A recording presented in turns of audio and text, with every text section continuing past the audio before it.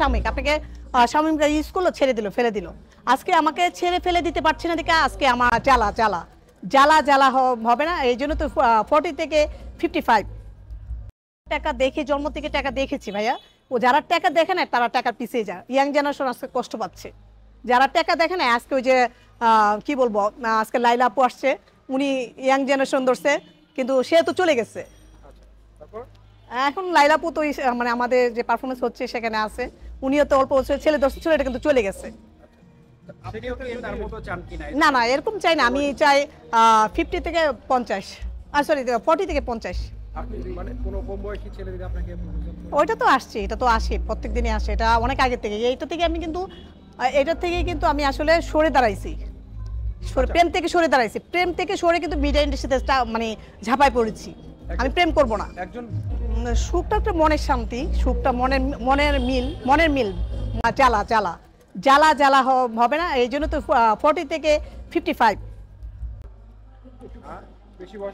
না বেশি বয়স হইবে তো আমার যে এখন সুগার ডেডি, তার বয়স তো 78। সে তো মানে এক কথাই বারবার বলতে থাকে, আমি ভাই ফোন কেটে দেই, ভয়েস অফ, আমি শোনাতে পারবো এখনো সে ভয়েস দে, আমি যে কোনো বিনিময়ে না হার তোমাকে পেতে চাই।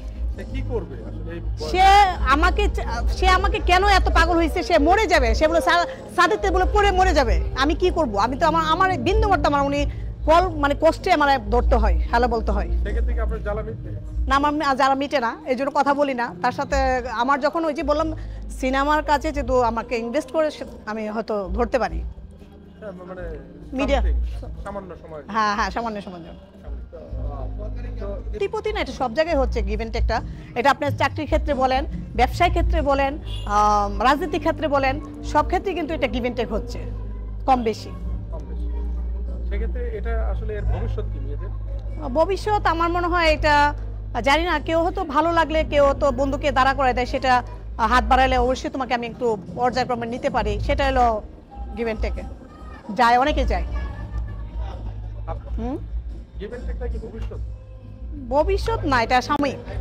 গিভ এন্ড টেক আসলে সাময়িক। আপনাকে সাময়িক স্কুলও ছেড়ে দিল ফেলে দিল। আজকে আমাকে ছেড়ে ফেলে দিতে পারছি না দেখে আজকে আমার আপনারা আছেন পাশে বা সাক্ষাৎকার নিচ্ছেন। আচ্ছা আচ্ছা, সেই ক্ষেত্রে কখন ফেলে দেয়? কখন ফেলে দেয়? যখন মনে করো তার সাথে কাজ শেষ, ওকে ফেলে দিয়েছি।